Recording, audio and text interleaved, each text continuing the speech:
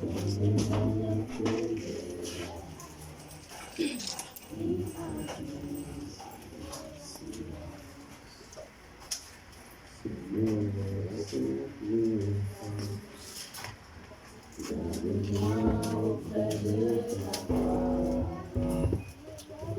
voudrais habiter chez toi tous les jours ici-bas. Que ma vie soit une fleur, un parfum pour toi, Seigneur. Que ma vie soit une fleur, un parfum de bonne odeur. Devant toi je me répands. Fais de moi ce que tu voudras. Devant toi je me répands. Fais de moi ce que tu voudras. Que ma vie soit une fleur, un parfum pour toi, Seigneur. Que ma vie soit une fleur, un parfum de bonne odeur. Devant toi je me répands. Fais de moi ce que tu voudras. Devant toi je me répands. Fais de moi ce que tu voudras. Devant toi je me répands. Fais de moi ce que tu voudras. Seigneur, nous sommes devant de toi cet après-midi. Fais de nous ce que tu voudras. Fais de nous ce que tu voudras. Fais de nous ce que tu voudras. Fais de nous ce que tu voudras. Afin que ton nom seul soit glorifié. Au nom de Jésus-Christ. Amen. Est-ce que tu peux te souhaiter?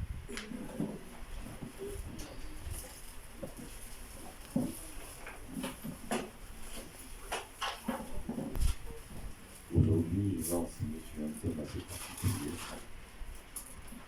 Parce que ce nous sommes réunis, c'est pour prier en faveur de la nation camerounaise et des différentes nations que le Seigneur a mis dans notre cœur. Alléluia. Amen. Il est important pour nous de savoir que prier pour les nations est un devoir solennel de l'Église. Quand je parle de l'Église, je parle de tous les chrétiens. Je ne parle pas ici d'un bâtiment, mais je parle du rassemblement des chrétiens. Lisons rapidement Colossiens chapitre 4, le verset 17. Je vais enseigner sur le thème « Remplis bien ton ministère ». Remplis bien ton ministère.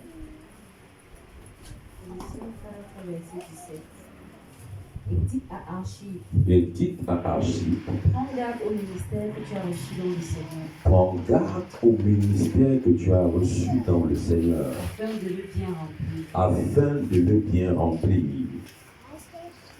Prends garde au ministère que tu as reçu dans le Seigneur, afin de bien le remplir. Pourquoi est-ce que l'apôtre Paul va donner cette consigne? En réalité, c'est une interpellation. Il demande ici qu'on signifie à son fils, à son compagnon d'œuvre, à son collaborateur, que ce dernier doit prendre garde au ministère qu'il a reçu. Ou dans le Seigneur. Pourquoi?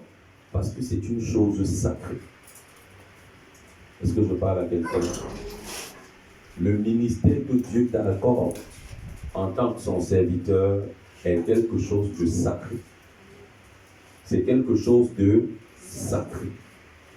Et tu dois en prendre soin. Alléluia.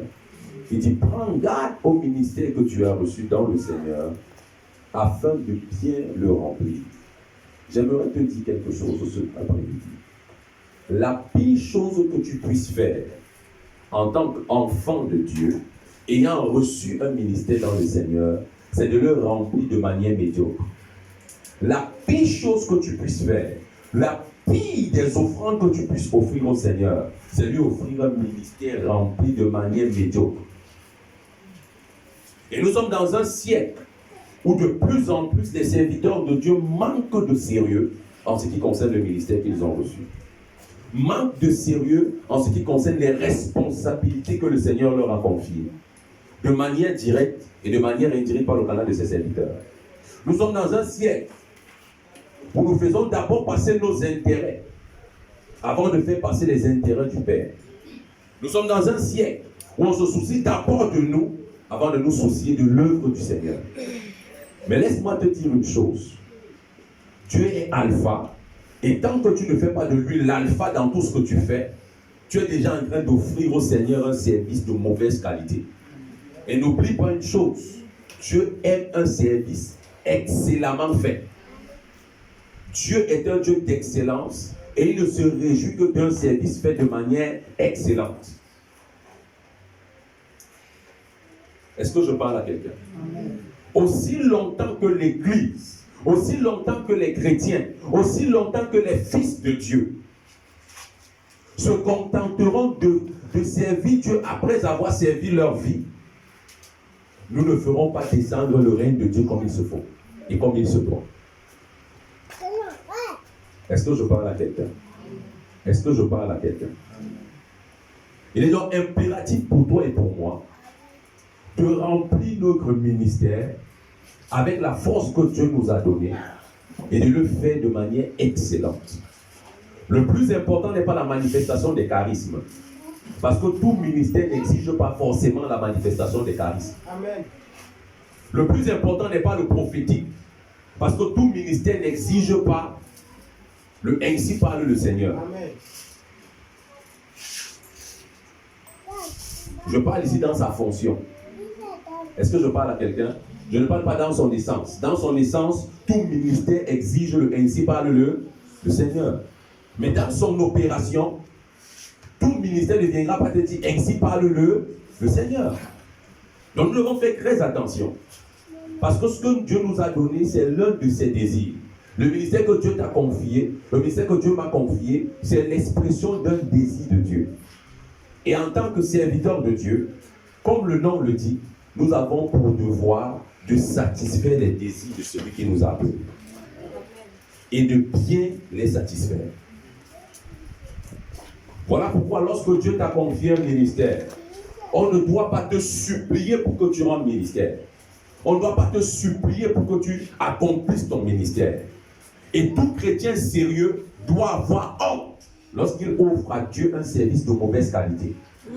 Il doit se sentir mal à l'aise lorsqu'il offre à Dieu un service médiocre. Peu importe le domaine dans lequel Dieu t'a établi, peu importe le ministère qu'il t'a confié, un ministère vu de tous ou un ministère quasiment inconnu de la majorité, tu dois remplir ce ministère de manière excellente. Jusqu'à ce que l'Église au Cameroun offre un service d'excellente qualité à l'Éternel, il n'y aura pas de véritable réveil. Parce que le réveil arrive lorsque les gens sont excellents dans ce qu'ils font pour Dieu. Parce qu'ils prendront soin excellemment des âmes qui viendront au Seigneur. Je parle à quelqu'un?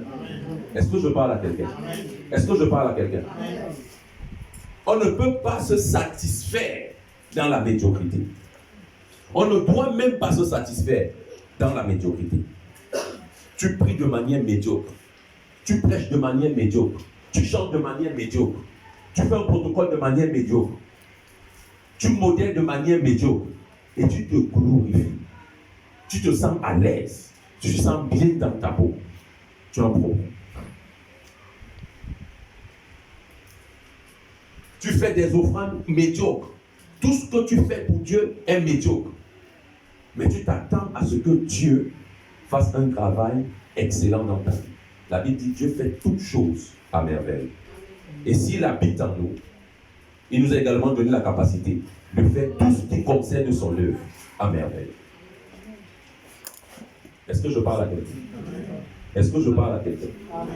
Et l'Église doit comprendre que lorsqu'on se réunit, on a des objectifs spirituels à atteindre. Surtout dans des rassemblements comme ceci, où nous voulons élever des nations, où nous voulons prier pour des nations. Ce ne sont pas des services où on vient en s'amusant. Ce ne sont pas des services qu'on vient faire par routine.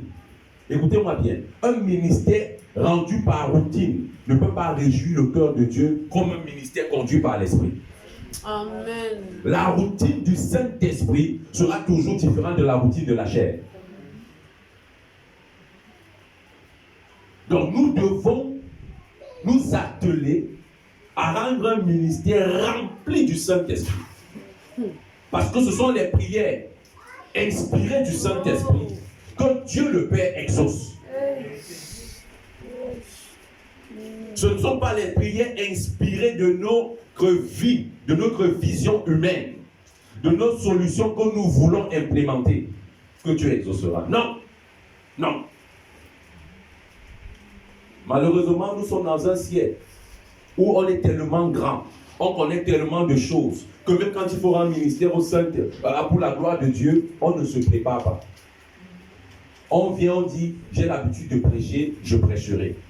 J'ai l'habitude de prier, je prierai. J'ai l'habitude de donner des sujets de prière, je donnerai des sujets de prière. J'ai l'habitude de chanter, je chanterai. J'ai l'habitude de faire tel compile, alors c'est ce que je vais mettre sur la table. Grossière erreur. Vous ne pouvez pas imaginer à quel point vous attristez le Saint-Esprit.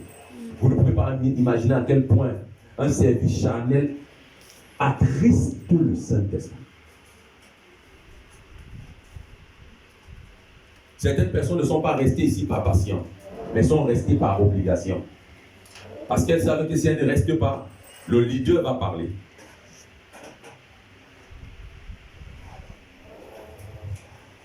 Elles ne restent pas parce qu'elles veulent réjouir le cœur de leur Père. Non. Non. Non. Écoute-moi bien. Tout ministère que tu rends, si ça n'a pas pour but de glorifier le Père, de réjouir le cœur du Père, de satisfaire le cœur du Père, c'est un échec.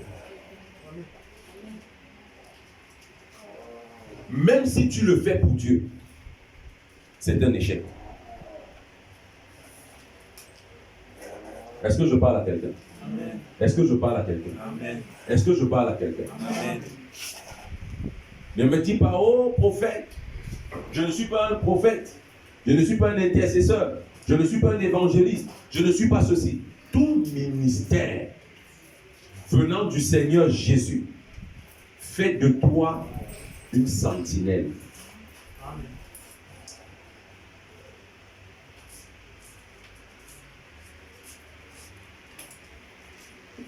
Personne ne va me dire que Dieu n'a pas dit prier sans cesse. Est-ce qu'il a mis intercesseur, prier sans cesse? Est-ce qu'il a mis pasteur, prier sans cesse?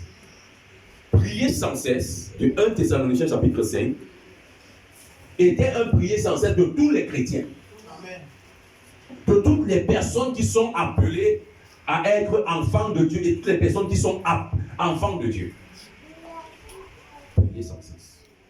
Donc ne dis pas je suis chantre, je n'ai pas besoin de prier. Je suis protocole, je n'ai pas besoin de prier. Prier sans cesse.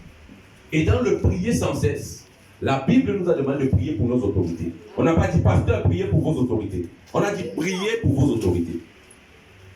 C'est agréable à Dieu. Est-ce que je parle à quelqu'un?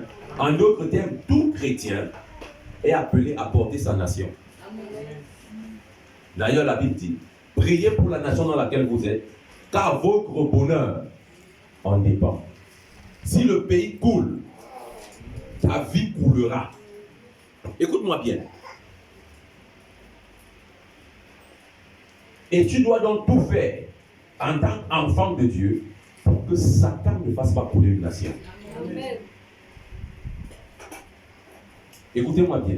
Même si le chaos devait s'abattre dans une nation, que ce soit le chaos qui vienne de Dieu, pas de Satan. Donc tu dois veiller à ce que les desseins de l'Éternel s'accomplissent et non ceux de Satan. Voilà pourquoi tu dois te tenir dans la prière. Et c'est grâce à ta prière qu'il y a des choses qui n'arriveront pas. Mais de prime abord, il faut que tu corriges ta vie. Il faut que tu rendes un ministère qui soit agréable à Dieu. Pour que lorsque tu viendras même te tenir à la brèche pour la nation, que le parfum de ton ministère soit une agréable odeur aux yeux de l'Éternel. Est-ce qu'on peut rapidement lire Habakkuk? Habakkuk. Habakkuk chapitre 2.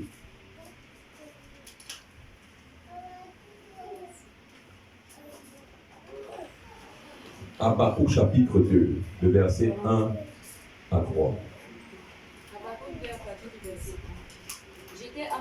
J'étais à mon poste. Point. On va s'arrêter là. D'abord. J'étais à mon poste. Pour bien remplir ton ministère, tu ne dois pas être dans tous les postes. Tu dois être à ton poste. Le ministère, c'est comme l'armée. Voilà pourquoi Dieu se fait appeler l'Éternel des armées. Et dans l'armée, on a l'armée de terre, on a l'armée de mer, on a l'armée de l'air.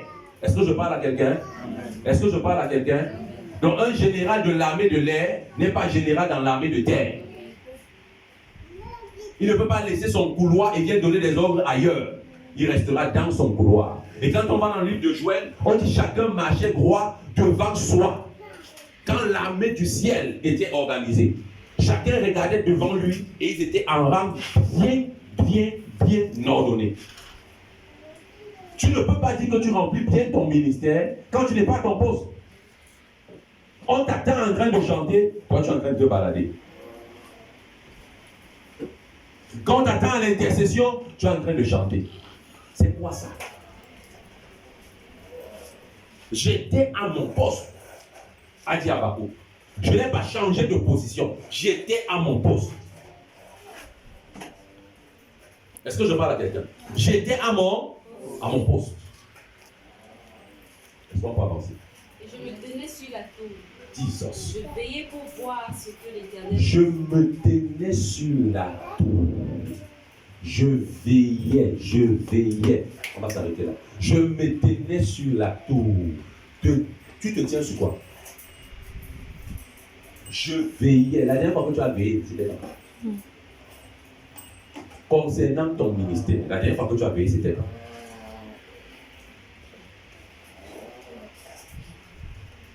Écoutez-moi bien. Si l'église est malade, la nation sera 2 fois plus malade. En réalité, une nation est à l'image de l'église de son pays. Si l'église est malade, la nation sera malade. Et doublement malade.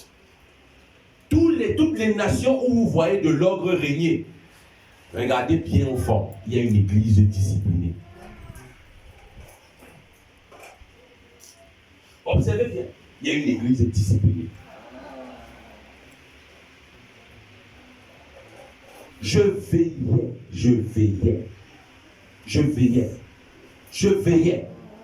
Est-ce que tu veilles? Est-ce que tu veilles? C'est la question que tu dois te poser. Mais nous voulons tous entendre la voix de Dieu. Tu ne peux pas entendre la voix de Dieu si tu n'es pas capable de veiller. Écoute-moi ça, écoute-moi très bien. La meilleure façon d'être proche de la voix de Dieu, c'est de veiller. Tu n'as pas compris ça. Amen.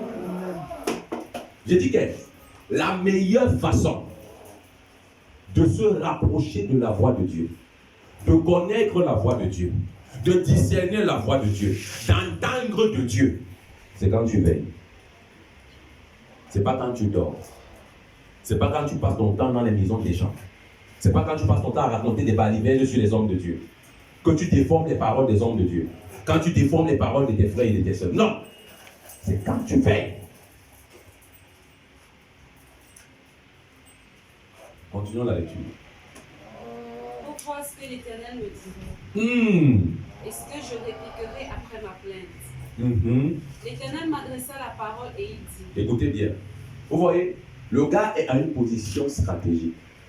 Il veille sur sa tour pour voir, pour entendre.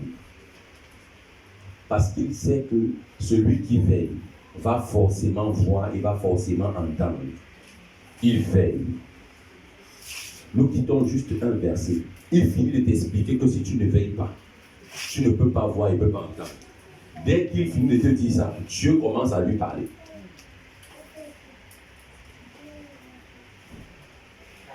Toute prière élevée sur la base de la chair ne sera jamais exaucée. Peu importe ta foi. Parce que Dieu n'est pas ton serviteur, tu es le serviteur de Dieu. Et Dieu veille sur sa parole pour l'accomplir, pas sur ta parole. Il confirme la parole de ses serviteurs parce que ceux-ci sont ivres de lui et ont fait de lui ses délices. Par conséquent, ce sont les choix de Dieu qui deviennent leurs choix. Ça devient les volontés de Dieu qui deviennent leur volonté. Donc même si tu vois un homme de Dieu qui je déclare qu'il n'y aura pas de pluie, comme Élie, c'est parce que Dieu savait et avait mis la connaissance de sa volonté en Élie, qui passait le temps à veiller. Et il savait ce qu'il devait faire en tant que prieur, fermer les cieux. Mais la Bible n'a pas honte. Et nargue un peu cette nouvelle génération, en nous rappelant dans le livre de Jacques que Élie est un homme de la même nature que nous. Mais si tu essaies de regarder, Élie était toujours à son poste. Toujours à son poste. Toujours à son poste. Observe Ézéchiel, toujours à son poste. Observons nos grands enseignements par excellence. Jésus-Christ, toujours à son poste.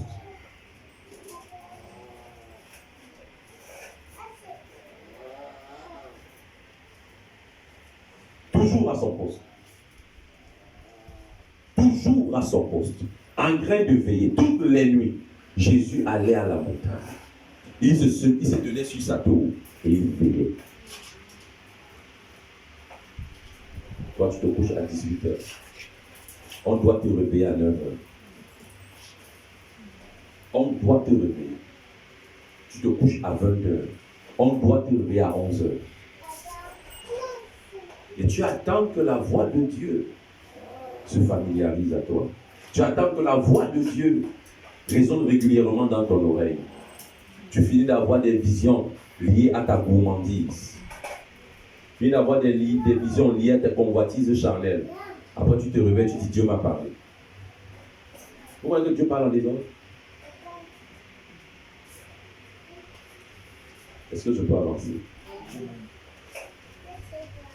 Et il dit, l'Éternel m'adressa cette parole. Et dit, écris la prophétie, grave-la sur des tables, afin qu'on la lise couramment. Voilà pourquoi des moments comme ceci, parce que nous nous tenons sur une plateforme spirituelle, une tour spirituelle, pour prier à Dieu. Il est possible que Dieu nous donne des paroles. Et qu'on doit écrire, et qu'on doit aujourd'hui mettre sur les réseaux sociaux, pour que les gens écoutent la pensée du Seigneur, pour qu'ils comprennent ce qui arrive dans la suite des temps. Pour qu'ils le comprennent. Mais toi, tu es pressé d'aller dans les réseaux sociaux, n'ayant aucun message.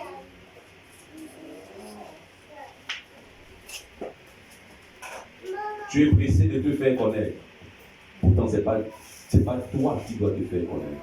C'est Dieu qui doit te présenter. C'est Dieu qui doit t'introduire. Nous ne nous réunissons pas ici pour avoir des vues. Nous nous réunissons ici pour que la gloire de Jésus-Christ, pour que le règne de Jésus-Christ, pour que les desseins de Jésus-Christ s'accomplissent. Maintenant, je vais commencer à conclure la première fois. Un bon prédicateur conclut 5 fois. La meilleure façon, écoute-moi bien, la meilleure façon de faire descendre le règne de Dieu dans une nation, c'est de se tenir à la brèche pour elle.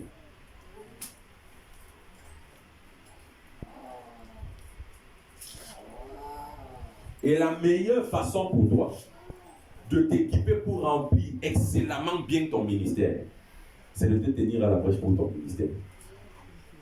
Combien de personnes prennent le temps de prier pour leur ministère, de jeûner pour leur ministère, de chercher la face de Dieu pour leur ministère, jusqu'à ce qu'ils saisissent le ainsi parle l'Éternel de leur ministère? Combien? Tout ce qu'on sait faire aujourd'hui, c'est de chercher des débats télévisés où on raconte des balivernes. L'évangile n'est pas une histoire de débat. L'évangile, c'est une histoire de démonstration de puissance. Tu peux avoir la bonne théologie, mais tu n'es pas pour autant un enfant de Dieu. Comme tu peux avoir la mauvaise doctrine, et tu es pour autant un enfant de Dieu. Mais qu'est-ce que tu dois faire lorsque tu n'as pas la bonne doctrine? Tu te rapproches des gens qui ont la bonne doctrine pour qu'ils corrigent.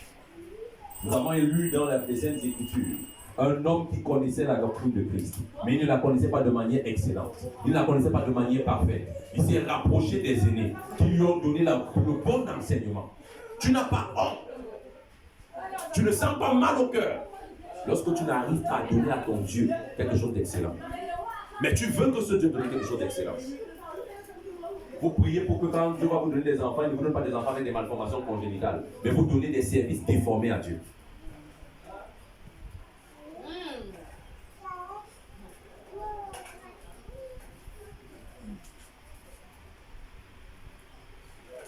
Est-ce que je parle? Est-ce que je parle? Est-ce que je parle?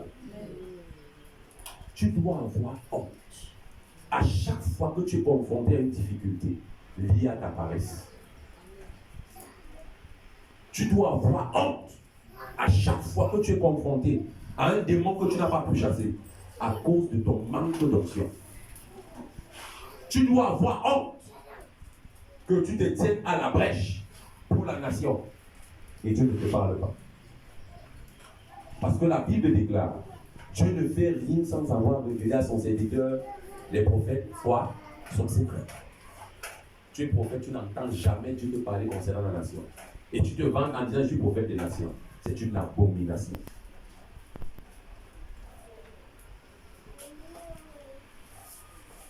Où sont encore les prophètes des nations qui remplissent leur ministère de manière excellente et qui savent faire ce que Dieu leur demande de faire? Où sont-ils? Où sont-ils? Où sont-ils? Où sont encore les chants des nations qui, par leur louange et leur adoration, amènent le règne de Dieu à descendre sur toute la nation? Où sont-ils? Où sont encore des évangélistes de nations qui, au travers d'un message évangélique, fait souffler un vent de conversion dans les nations? Où sont-ils? Mais tout ce qu'on sait faire, c'est de commencer à dire, celui-ci n'est pas un vrai homme de Dieu, celui-ci est un faux homme de Dieu. Il a plutôt dit ceci, il a plutôt tel style de vie. Arrêtez les enfantillages qui ne profitent pas au royaume et qui ne font en rien avancer l'œuvre de Dieu. Remplis bien ton ministère. Et celui qui remplit bien son ministère portera du fruit. Beaucoup de fruits. Parce que la Bible dit, c'est lorsque vous porterez des fruits que mon Père, mon Dieu, oh my God, mon Seigneur sera glorifié. Ce n'est pas parce que tu as dit Seigneur, je te glorifie qu'il est glorifié. Il est aussi glorifié par la qualité et la quantité de fruits que tu portes.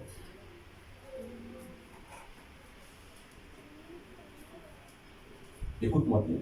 Apprends à te tenir à la brèche pour ton ministère. Je peux avancer. La meilleure façon ou la meilleure prière que tu puisses élever pour être un bon ministre de l'évangile, c'est Seigneur, aimant de moi. Seigneur, aimant de moi. Seigneur, aimant de moi. Seigneur, aimant de moi.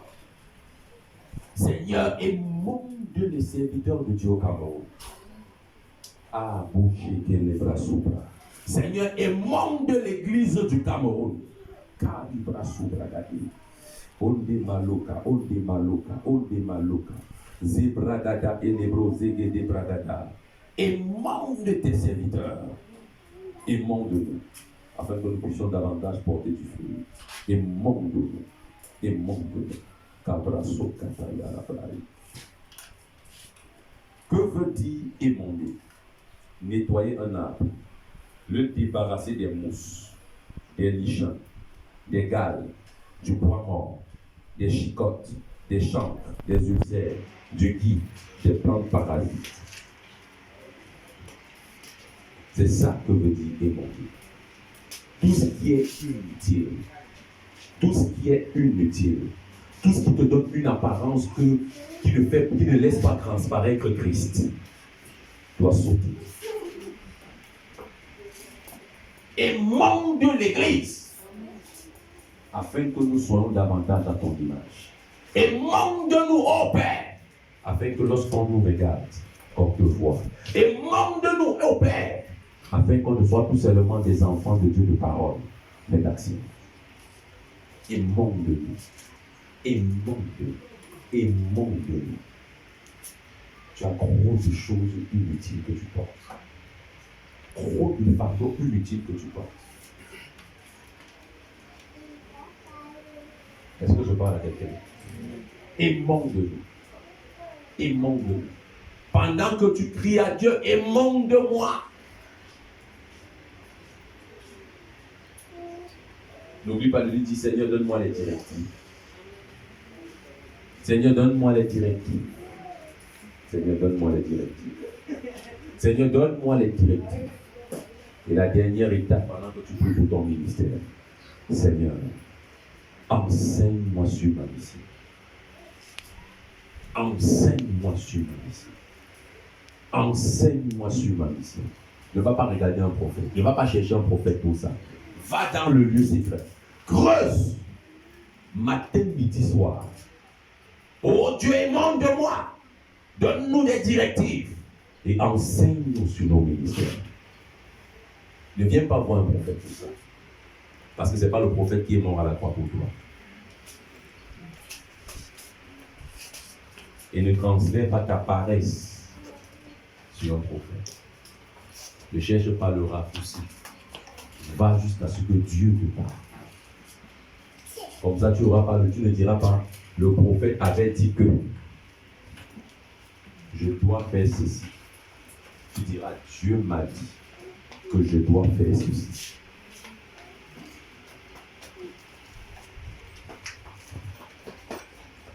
On a trop d'hommes de parole au Cameroun, mais très peu d'hommes d'action.